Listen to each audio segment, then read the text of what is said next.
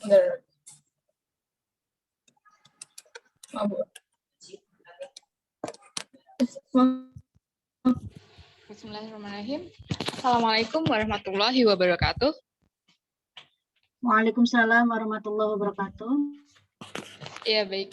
Bersyukur kepada Allah Subhanahu wa taala sehingga kita bisa berkumpul di ruang Zoom meeting ini dengan kondisi yang insya Allah baik dan sehat ya. Dan jika ada yang sakit semoga cepat sembuh, cepat dapat beraktivitas seperti sedia kala, dan semoga yang sehat tetap diberi kesehatan.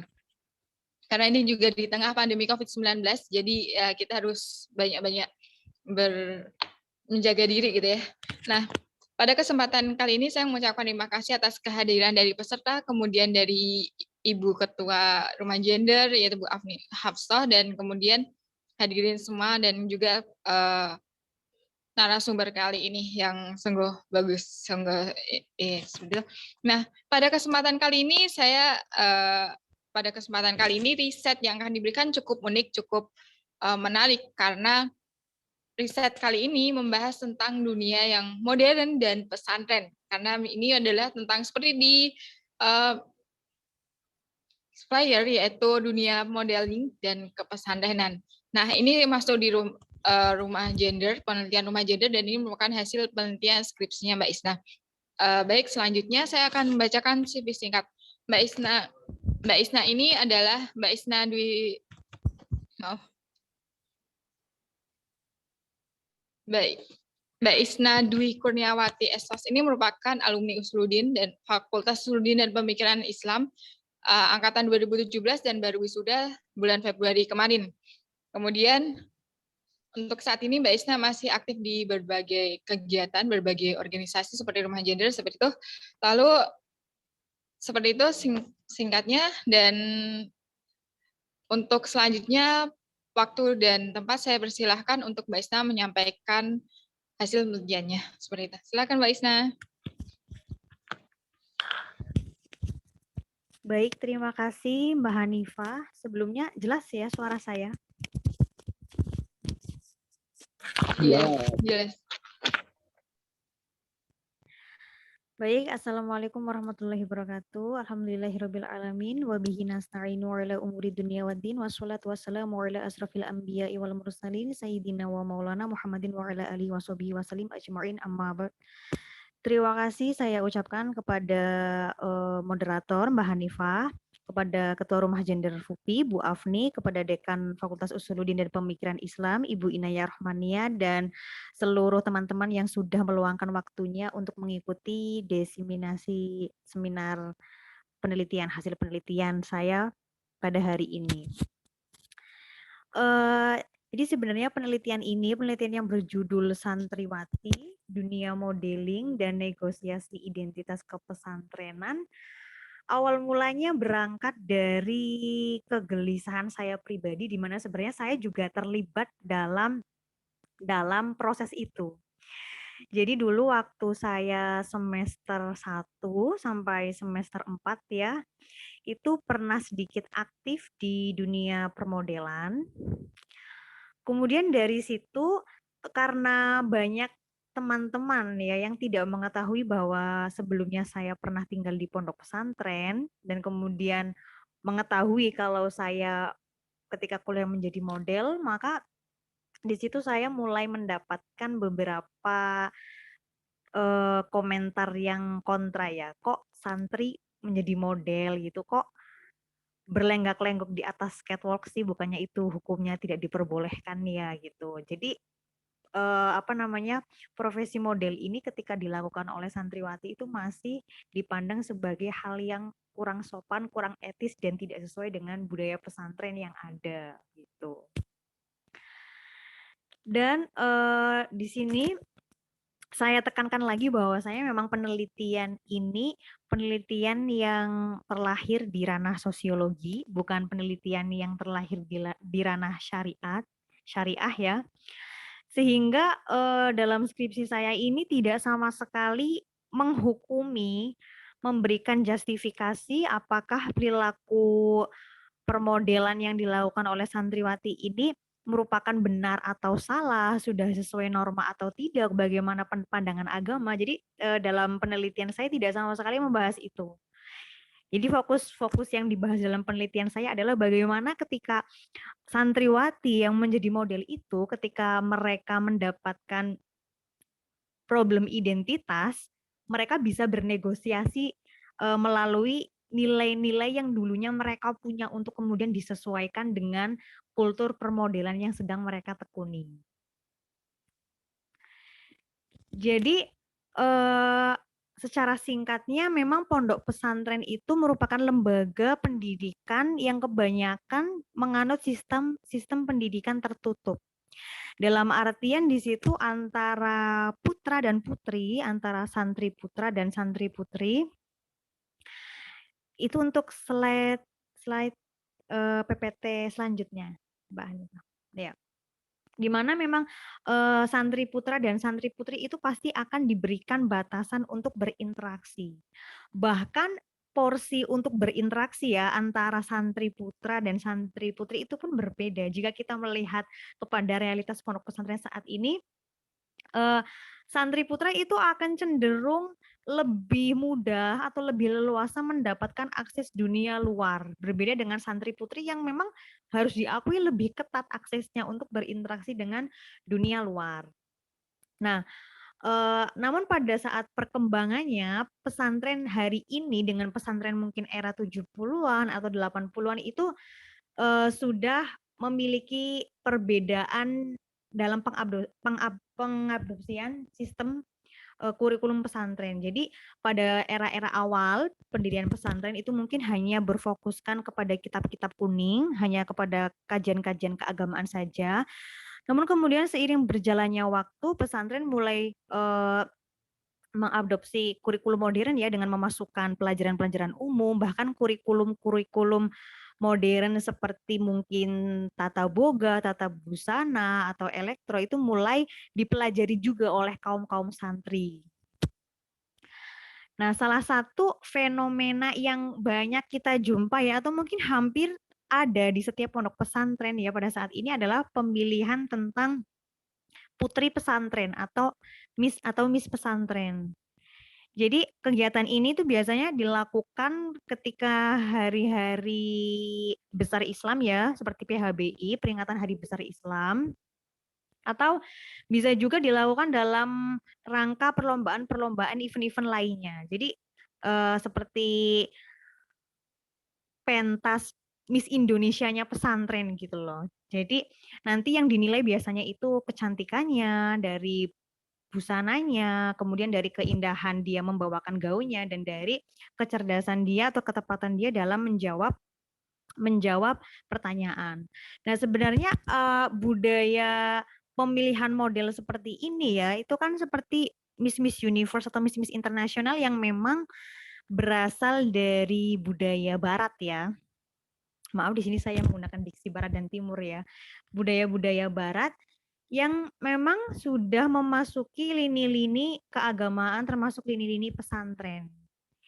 Didukung pula oleh pesatnya perkembangan tren-tren busana, walaupun pesantren memang mengandung sistem pendidikan yang tertutup, namun tidak bisa dinafikan unsur-unsur budaya luar seperti perkembangan busana atau tren-tren model itu juga tetap akan memasuki pesantren dan menciptakan sikap baru atau sikap santri yang lebih mengarah kepada budaya konsumtif. Nah, dalam pandangan budaya komersialisasi, tubuh perempuan itu merupakan objek tontonan yang dapat menjual suatu produk komoditi dan mempunyai peran sentral yang dapat memacu keterpesonaan dan diperkirakan dapat meningkatkan roda kegiatan komersialisasi. Jadi kalau kita lihat pada saat ini ya, apa sih yang tidak menggunakan model? Hampir semua produk itu pasti dia menggunakan model. Dan dalam dunia permodelan, kriteria menjadi model itu tidak sembarangan ya, pasti akan dicari yang sekiranya dia ini tepat nih untuk mencerminkan si produk ini. Biasanya dengan kriteria entah itu tinggi, badan putih, kemudian kulit langsing dan lain sebagainya, karena dipercaya keindahan tubuh perempuan ini sendiri akan menjadi nilai plus ya ketika mengenakan suatu produk, sehingga produk ini akan terlihat lebih menarik di mata konsumen. Nah, sedangkan aksi dari memamerkan keindahan ini, kalau dalam kacamata kita secara dangkal gitu ya, kita orang-orang awam yang secara kulitnya lah itu mengetahui bahwasanya ekspresi memperlihatkan keindahan tubuh itu merupakan bagian dari tabaruj, yaitu suatu perilaku yang memamerkan kecantikan yang berlebihan yang itu dilarang oleh ajaran agama. Lalu pertanyaannya adalah bagaimana kemudian seorang santriwati ini yang dia notabene adalah kaum yang memiliki otoritas lebih ya, pengetahuan lebih dalam bidang fikih, pengetahuan lebih dalam bidang berpakaian, karena di pondok pesantren pasti akan ada peraturan-peraturan untuk cara berpakaian. Seperti di pesantren saya dulu kewajiban untuk memakai ikat rambut supaya tidak terlihat rambutnya, kemudian memakai baju yang harus sampai lutut gitu agar menutupi bagian paha dan tidak boleh menggunakan pakaian-pakaian ketat. Bahkan ketika di pesantren kosmetik-kosmetik yang sekiranya berlebihan ya atau warna lipstik yang mencolok itu tidak boleh dikenakan gitu karena itu merupakan unsur yang berlebihan ketika dilakukan oleh seorang perempuan. Sedangkan berbalik arah ya dengan dunia permodelan itu memang dituntut untuk semenarik mungkin karena di mana posisi model ini menjadi pihak komunikasi ya, pihak yang memberikan gambaran tentang ini loh produk yang sedang yang produk yang kami tawarkan itu seperti ini gitu. Jadi memang seorang model didesain untuk semenarik mungkin untuk menguntungkan suatu perusahaan ya atau suatu produk. Nah, kemudian di situ akan ada budaya yang berbeda, budaya baru yang berbeda di mana seorang santri yang dulunya dia hidup di budaya kesederhanaan, budaya yang tidak tershow up oleh publik, kemudian memasuki ranah permodelan yang mana itu merupakan dunia yang tershow up oleh publik dan ya unsur yang dituntut ya memperlihatkan keindahan gitu loh. Dari 5 narasumber yang saya teliti, saya di sini menggunakan penelitian lapangan dari 5 narasumber yang saya teliti dengan latar belakang pesantren yang berbeda-beda itu ternyata mereka semuanya memiliki problem identitas karena profesi mereka sebagai model. Kebanyakan yang dipermasalahkan oleh lingkungan sekitar mereka adalah mereka menganggap bahwasannya kegiatan model itu tidak baik dilakukan gitu, apalagi bagi seorang santriwati. Bahkan ada salah satu narasumber saya yang dibilang kok sudah tidak terlihat seperti santri ya, kesantriannya kok udah nggak terlihat gitu, hanya karena dia memposting fotonya ketika dia sedang di make up begitu. Ada pula kemudian perasaan yang dilematis ya bagi narasumber saya kalau memang bagi dia profesi ini itu profesi yang kurang sejalan dengan syariat. Jadi dulu ketika dia hidup di pondok pesantren dengan pakaian yang seperti itu, dengan budaya seperti itu, dia menganggap bahwasanya ya itu adalah hal yang paling benar. Dan hari ini ketika dia melakukan permodelan itu adalah hal yang salah gitu. Dia menyadari hal itu sehingga dia perlahan demi perlahan dia mulai meninggalkan dunia permodelan. Karena dia menganggap bahwasanya tidak 100% dunia permodelan ini sesuai gitu dengan tuntutan syariat yang dilarang untuk memamerkan tubuh begitu. Dan kalau berbicara tentang permodelan hari ini sebenarnya juga permodelan bukan hanya dilakukan oleh santriwati saja ya, karena model ini kan banyak jenisnya ya. Ada mungkin model iklan, model foto katalog, model catwalk, kemudian endorsement ya. Endorsement itu juga bagian dari model. Dan hari ini juga para pemangku kebijakan-kebijakan pesantren ya, atau para pemangku otoritas pesantren seperti Gus dan Ning itu juga sudah banyak, ada beberapa yang melakukan endorsement ya. Jadi sama halnya dengan membuka jasa permodelan begitu. Nah, maka dari beberapa hal yang saya amati ketika beliau-beliau ini melakukan endorsement, itu juga ada pertanyaan-pertanyaan dari teman-teman atau dari para netizen gitu ya. Kok boleh ya ditampilkan seperti ini, kok Ning seperti ini ya gitu loh, kok meng-show up tubuhnya ya begitu. Jadi ada pandangan-pandangan yang menurut masyarakat sekitar itu kurang pantas gitu jika aktivitas-aktivitas permodelan ini dilakukan oleh kalangan santri begitu. Nah, kemudian bagaimana santriwati-santriwati ini kemudian bernegosiasi dengan kultur baru di permodelan. Jadi langkah seperti apa yang para santri ini tapaki ya atau jejaki untuk menyikapi adanya benturan identitas ini. Dari penelitian ini saya menemukan bahwasanya santriwati yang menjadi model itu mereka tidak kehilangan jati diri kesantriannya dan mereka berbeda-beda dalam menyikapi larangan bertabaruj itu ya. Jadi ada yang menyikapi bahwasanya ya seorang santri itu bukan hanya diidentikan dengan masalah jilbab, bukan hanya diidentikan dengan masalah sarung, peci dan lain sebagainya, tapi seorang santri itu ya seorang yang memiliki karakter budi yang baik gitu loh, karakter budi yang baik, tata sopan yang baik, dan dia bisa maslahat untuk sekitarnya, yaitu namanya santri gitu. Jadi bukan hanya diidentikan dengan pakaian, sehingga dengan cara pandang dia yang seperti itu, dia tidak begitu memperhatikan ya, atau tidak begitu mempermasalahkan ketika ada orang lain berpandangan kontra terhadap pilihannya sebagai model. Kemudian ada juga yang melakukan negosiasi ini dengan cara dia tidak menerima job pemotretan wedding ya. Jadi kalau misalkan foto wedding kan biasanya ada pengantin putra dan ada pengantin putri, ada pengantin cowok dan pengantin ceweknya. Nah, karena teman saya merasa sebagai santri dan kultur santri itu ada satir ya, ada pembatas antara relasi lawan jenis, maka dia tidak menerima job permodelan yang mengharuskannya beradegan bersama dengan lawan jenis. Kemudian juga rata-rata di sini santriwati yang menjadi model itu dia selalu memfilter job model tersebut ya. Misalkan job modelnya itu dirasa terlalu vulgar atau mungkin tidak sesuai dengan nilai-nilai kepesantrenan yang dia punya, maka dia tidak mengambil job model tersebut.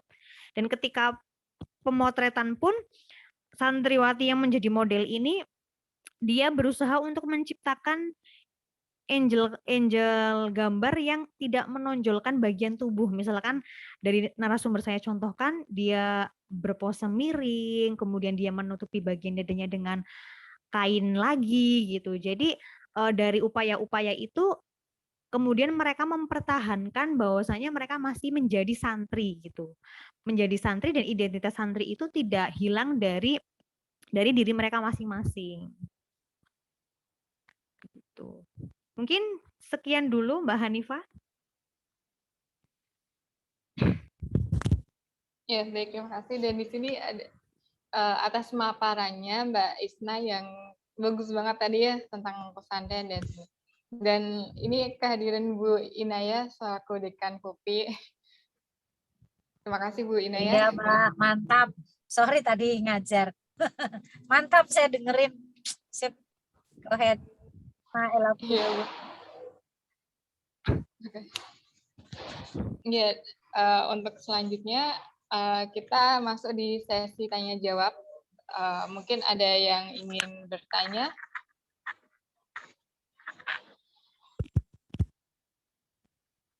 Bagi yang ingin bertanya mungkin bisa raise hand.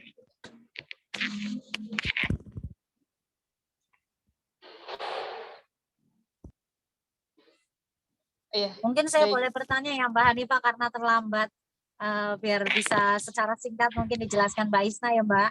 Tadi Iya, menarik ya bagaimana santri mencoba tetap melanggengkan identitas santrinya while in the meantime sebagai model gitu ya Mbak Isna ya. Kira-kira sebenarnya kalau dari perspektif gender dan juga tentu dari perspektif seksualitas, memang konstruksi menjadi santri yang ada selama ini mungkin tadi udah dijelasin ya secara umum seperti apa dan apakah kalau dari analisis seksualitas itu konstruksinya bias gitu. Dan apakah menunjukkan ada dominasi gitu ya. Itu aja deh. Karena menarik ya saya kira ya, santri tapi model gitu ya. Nah, makasih. iya Bu Ina, terima kasih atas pertanyaannya. Mungkin bisa dijawab langsung Mbak Isna. Baik, terima kasih Bu Inaya atas pertanyaannya. Jadi menurut saya ini tentunya bias ya, mengandung bias gender di mana laki-laki ditempatkan sebagai pihak superioritas. Karena permasalahan yang yang dinisbatkan kepada santriwati yang menjadi model ini juga pasti akan merambah kepada sektor-sektor lainnya. Karena yang dipermasalahkan ketika santriwati menjadi model itu kan ketidakpantasan ketika seorang perempuan harus tampil di depan publik, harus tampil memperlihatkan bakatnya di depan lawan jenis yang notabene mungkin bukan mahramnya. Nah, kemudian dari tuntutan itu tentunya pasti akan merambat ke tuntutan-tuntutan lainnya seperti seorang perempuan itu tidak pantas juga untuk menjadi seorang pemimpin, seorang perempuan itu tidak pantas juga untuk menjadi seorang politisi mungkin, seorang perempuan tidak pantas juga untuk melakukan hal-hal lainnya yang itu berhubungan dengan relasi perempuan dan lawan jenis yang bukan mahramnya. Tentu dari pandangan ini akan menimbulkan bias gender yang akan semakin memarginalisasi kaum perempuan gitu.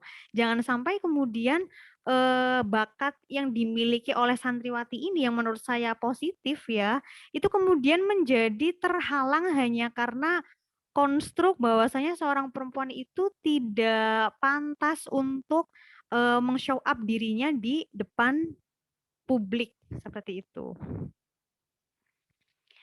Dan menurut saya juga dalam masalah ini harus ada rekonstruksi hukum fikih ulang ya, terutama yang dirumuskan oleh ulama-ulama perempuan mengenai apa sih hukum menjadi seorang model, baik itu model mungkin influencer selebgram ataupun model-model busana. Hukum menjadi model busana muslimah itu apa sih kalau dalam kacamata pandangan syariat gitu? Karena sampai hari ini pun saya belum menemukan tindakan secara tegas atau pandangan secara tegas ketika seorang muslimah ini menjadi model seperti itu.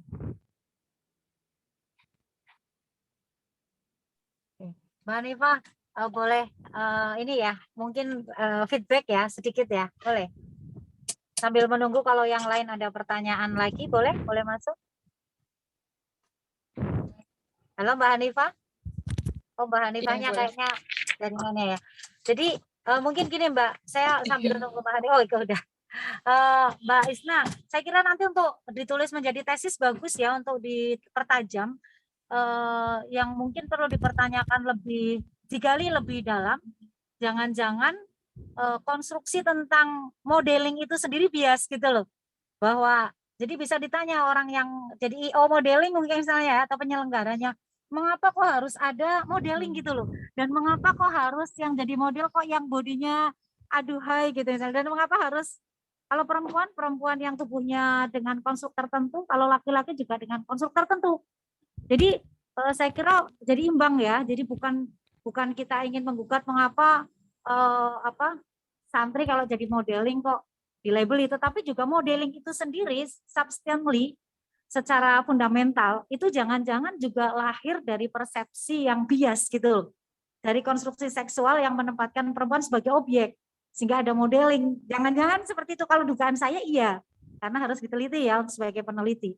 Nah, itu nanti bagus itu diangkat di tesis tentang bagaimana tentang konstruk mengapa kok harus ada modeling, ada Putri Indonesia, ada duta kampus, bayangin.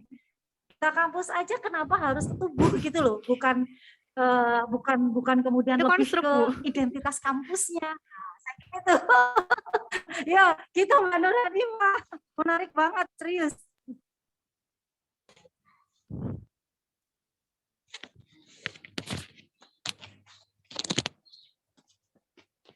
Iya Bu, terima kasih Bu pertanyaannya. Ini ada Bu.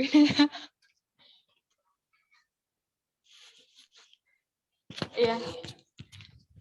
Terima kasih atas pertanyaannya Bu Inaya dan tanggapannya juga. Ya tadi terkait mengapa ada modeling seperti itu ya dan kemudian dimasukkan di tesis seperti itu. Dan untuk selanjutnya, Bu Inaya terima kasih banyak atas pertanyaan dan tanggapannya. Selanjutnya ada tanggapan lagi dari Mbak Isna atau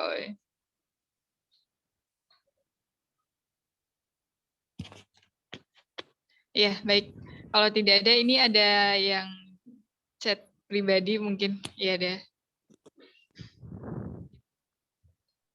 Dari Mas Irfan bertanya terkait bagaimana pendapat pemateri dalam melihat model-model asal pesantren yang sudah alumni. Apakah masih ada ketertarikan dengan kultur pesantren seperti itu, Mbak Isna?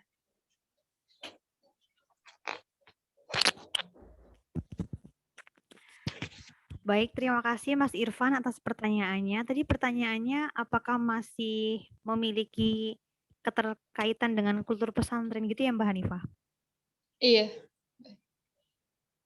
Ada Iya. keterkaitan dengan Dari pesantren. baik. Dari 5 narasumber saya ini masih memiliki keterkaitan semua. Jadi masih memiliki keterkaitan semua walaupun keterkaitan itu mereka memaknainya dalam hal yang berbeda-beda begitu. Ada yang memaknai keterkaitan itu lebih kepada aspek pakaian. Jadi selama saya menerima job permodelan menggunakan jilbab dan menutup aurat berdasarkan standar dia ya, tidak menggunakan pakaian ketat ya maka saya masih mempertahankan identitas saya sebagai seorang santri gitu. Namun juga ada dari narasumber saya yang memilih untuk tidak mengenakan jilbab, namun dia memiliki tendensi alasan begitu. Kenapa dia memilih untuk tidak mengenakan jilbab gitu? Karena bagi dia sendiri kesantrian atau kesalihan seseorang itu tidak ada kaitannya dengan jilbab dan dia juga memandang figur-figur besar pesantren seperti keluarga Gus Dur gitu yang memiliki pandangan lebih longgar perihal jilbab gitu. Namun dia menekankan bahwasanya budaya-budaya pesantren, ajaran-ajaran pesantren seperti menghormati guru, mengirimkan doa kepada guru gitu, itu tetap dia terapkan dimanapun dia belajar, walaupun secara penampilan mungkin sudah jauh berbeda ketika dulu menetap di pesantren dan setelah menjadi alumni begitu.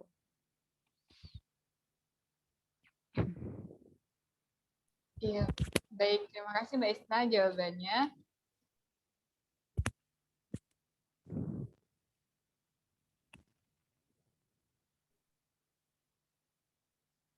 Wow, nggak kedengeran ya tadi.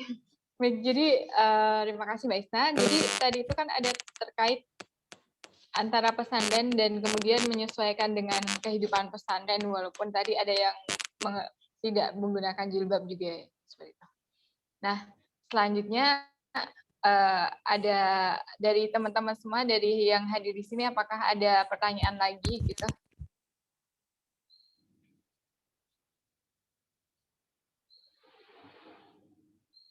Oh, ini ada Mas Irfan yang menanggapi di chat room. Di chat room ya. Tambahan lagi menarik ya terutama dalam berdamai dengan dirinya sendiri sebagai santri dan model. Apakah dari pesantren ada pemahaman tentang model dan apakah santrinya boleh jadi model seperti itu, Mbak? Dari Mas Irfan di chat room. Baik, terima kasih. Kalau pemahaman perihal model mungkin belum ya.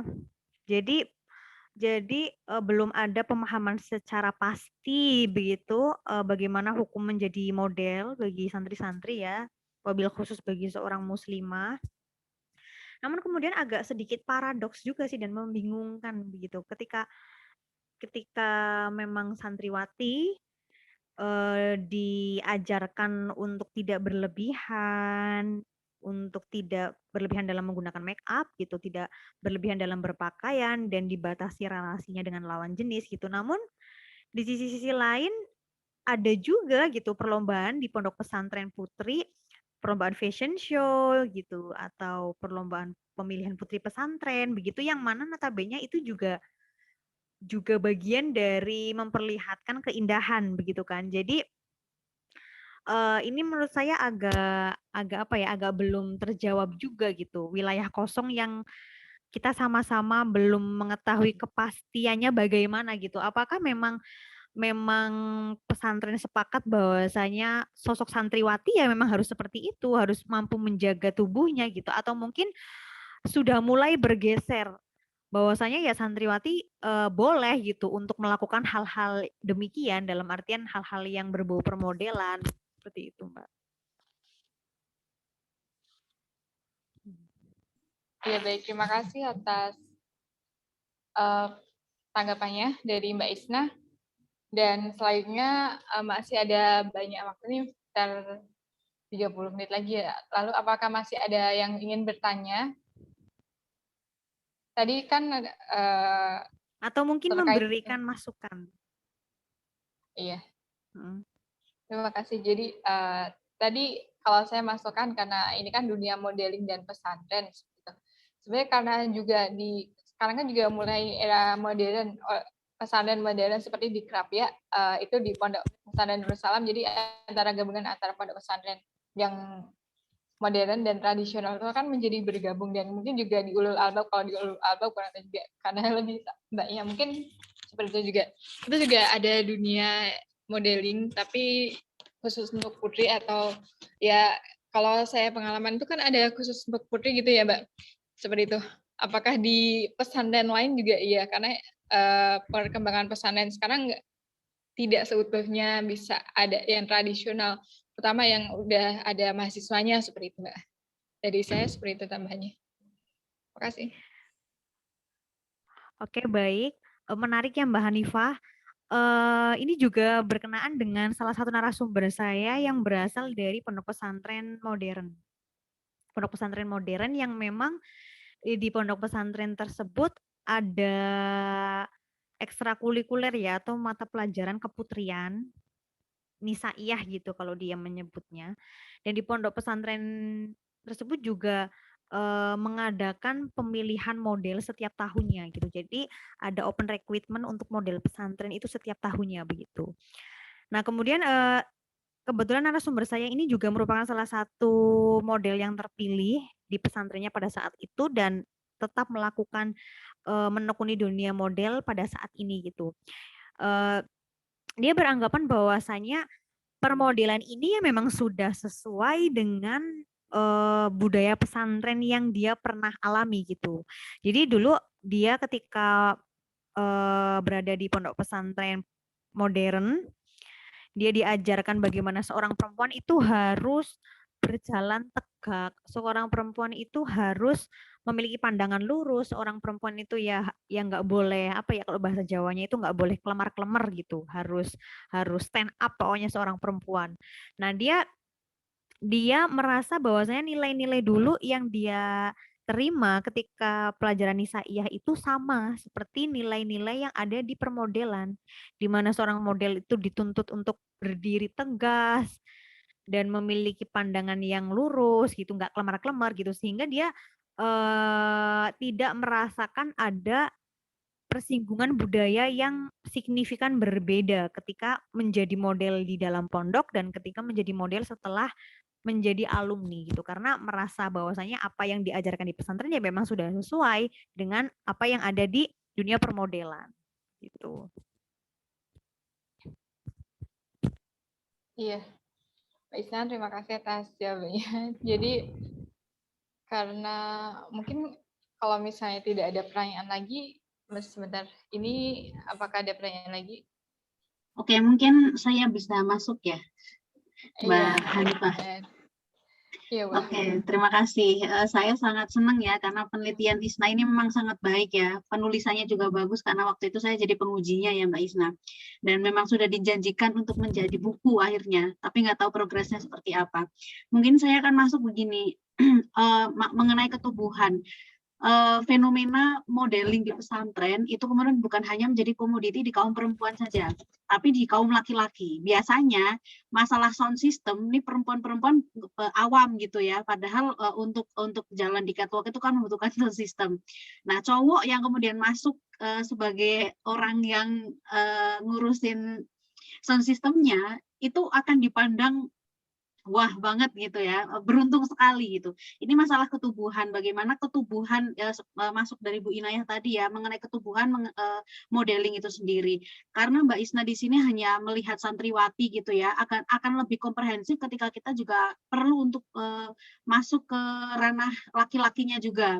Bagaimana apakah juga model-model para laki-laki ini juga merasa risih juga ketika tubuhnya kemudian dieksploitasi di masyarakat lain gitu.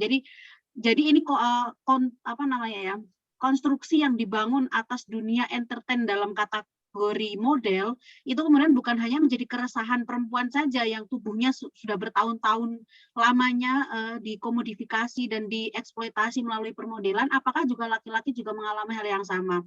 Karena tren sekarang di Barat itu selain model-model yang tinggi, yang langsing itu juga mereka menggunakan orang-orang yang terkenal, misalnya TikTokers misalnya, influence di Instagram dan lain sebagainya gitu, yang tidak memiliki tubuh bagus tapi dijadikan sebagai model. Ya kita tahu sendiri untuk menjadi tubuh langsing dan sebagainya itu tuh 1:10 lah paling enggak ya. Kita lihat orang Indonesia aja gendut-gendut ya seperti saya gitu. Nah itu kemudian kalau model itu kemudian hanya dijadikan sebagai komodifikasi, produk misalnya itu perlu kemudian digali lebih lanjut. Kita kemudian mempertanyakan apakah dunia modeling itu sampai sekarang masih relevan atau bisa mengikuti perkembangan zaman. Mayoritas masyarakat seperti apa, ya model bajunya seperti apa. Mayoritas masyarakat kulitnya misalnya di Indonesia itu sawo matang, lalu bagaimana produk-produknya itu apakah masih whitening? Itu sebenarnya konstruksi yang dibangun gitu ya. Akhirnya perang wacana di dalam tema mengenai modeling ini kemudian komprehensif, bukan hanya masalah tubuh perempuan saja yang dikomodifikasi, yang dieksploitasi, juga bagaimana pandangan dari laki-laki yang juga model, yang juga dieksploitasi juga apakah merasakan hal yang sama. Kemudian bagaimana pasar komoditas itu kemudian bisa bersalingan dengan wacana itu tadi, wacana bahwa ternyata tubuh manusia masyarakat itu mayoritas bukan langsing tinggi putih itu, tapi lebih ke mayoritas yang sangat beragam itu, dan bagaimana keragaman di dalam modeling itu kemudian bisa dijadikan sebuah isu baru bahwa geser deh cara berpikirnya, nggak ke tinggi putih langsing lagi, tapi sudah ke tubuh yang bermacam-macam, sudah berada di ranah ragam dari tubuh, badan, dan cara berpikir itu tadi. Gimana tanggapannya Mbak Isna? Terima kasih Mbak Hanifah. Iya, Bu Afen, terima kasih atas tanggapan Mbak Isna. Silakan untuk menanggapi. Baik, aduh ini rasanya kayak mau nakosah 2 kali ya.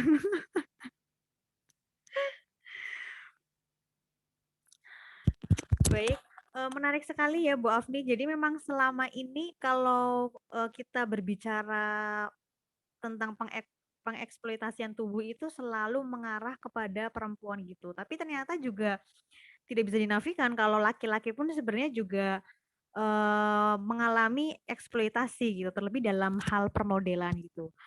Dari sudut pandang seorang model laki-lakinya sendiri, saya kurang tahu ya apakah mereka akan merasa tereksploitasi atau tidak gitu. Namun nampaknya ketika mereka merasa tereksploitasi itu dampaknya tidak akan semerugikan perempuan gitu, karena konstruk gender ini kan lebih banyak memberatkan perempuan gitu ya. Pasti akan ada judgement kepada perempuan seperti kayak perempuan jalang, perempuan tidak soliha, perempuan yang tidak bisa menjaga tubuhnya gitu. Namun ketika model laki-laki memerankan dirinya sebagai seorang model, misalkan model di runway, mungkin ketika dia sendiri merasa tereksploitasi, mungkin itu hanya akan sampai di kesadarannya, oh iya aku tereksploitasi, aku memahami hal ini, tapi dampak lingkungan sekitarnya itu judgement itu tidak akan seberat bagi model perempuan, begitu menurut saya. Karena laki-laki ini kan dipandang sebagai makhluk yang layak-layak aja, makhluk yang boleh-boleh aja gitu. Bahkan makhluk yang memang tidak ada salahnya untuk menampilkan dirinya di depan publik gitu, dan auratnya pun kalau dalam pandangan masyarakat luas tidak seketat perempuan gitu, sehingga ketika dia menjadi model tentunya mungkin tidak akan seberat perempuan lah ketika masyarakat menjudgment hal-hal yang negatif begitu, Bu.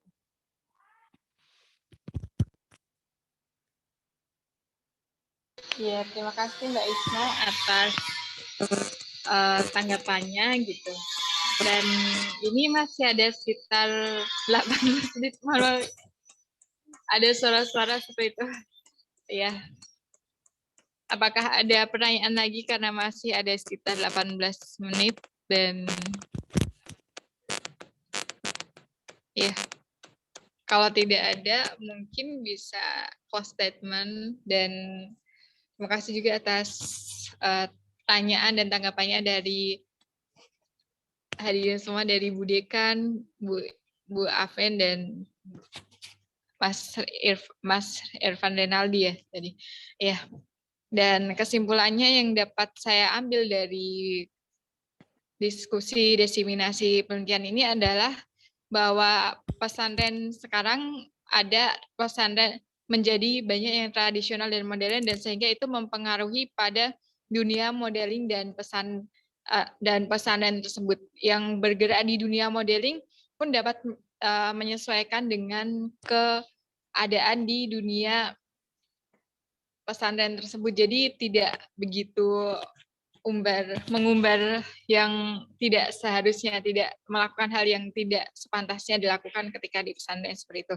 Karena hal itu ada nilai-nilai yang sama, dan kemudian dengan antara pesantren dan dunia modeling sehingga itu bisa disatukan. Dan kemudian kalau terkait eksploiter laki-laki yang disampaikan Mbak Isna tadi adalah itu bisa masuk ke ranah itu ada saya belum, ya yang saya tangkap tadi adalah tidak separah dengan perempuan gitu. Nah, untuk selanjutnya close statement boleh Mbak Isna sampaikan gitu. Untuk close statement. Close statement ya. Baik, jadi dari penelitian yang saya ambil ini, yang saya teliti, berbicara mengenai eksploitasi tubuh perempuan, berbicara tentang penghukuman peran perempuan di ruang publik itu tidak akan ada habisnya. Karena semakin maju perkembangan zaman, semakin kompleks juga pilihan hidup, semakin berkembang juga budaya-budaya keagamaan, budaya-budaya pop yang memasuki pesantren, itu pasti juga akan melahirkan berbagai macam fenomena sosial yang baru. Nah, maka untuk menjawab fenomena-fenomena sosial ini juga harus dibarengi dengan adanya rekonstruksi hukum-hukum yang baru untuk menjawab problem-problem identitas yang terdampak bagi si pelaku begitu. Jadi jangan sampai kemudian alih-alih ingin berkarya di luar gitu misalkan, alih-alih ingin menampilkan bakat di luar, kemudian terhalang-halangi oleh dogma-dogma agama yang mengatakan bahwasanya itu merupakan perbuatan yang tidak diperbolehkan begitu. Jadi menurut saya beriringan dengan perkembangan budaya di pesantren juga harus juga diiringi dengan adanya rekonstruksi pengambilan atau pandangan-pandangan hukum baru yang harus dipahamkan oleh masyarakat awam gitu, bahwasanya mungkin pemahaman hukum yang dulu mungkin sudah tidak relevan atau mungkin kurang relevan jika diterapkan dengan konteks saat ini begitu. Ya mungkin begitu Mbak Hanifah. Iya Mbak Isna, terima kasih atas close statement-nya. Dan selanjutnya adalah penutupan. Saya ucapkan terima kasih kepada narasumber dari penyampaian materinya yang tadi yang sangat menarik antara pesantren dan dunia modeling tersebut, dan kemudian para hadirin semuanya, Bu Inaya, Bu Aven, dan Mas Renaldi dan semuanya. Sekian, saya rasa cukup. Sekian, wabillahi taufik wal hidayah. Wassalamualaikum warahmatullahi wabarakatuh. Waalaikumsalam Waalaikumsalam warahmatullahi wabarakatuh. Keren Mbak Hanifah, Mbak Isna, Bu Afni. Terima Saya kasih akan Bu ikut Deka. terus selama Terima kasih, Bu.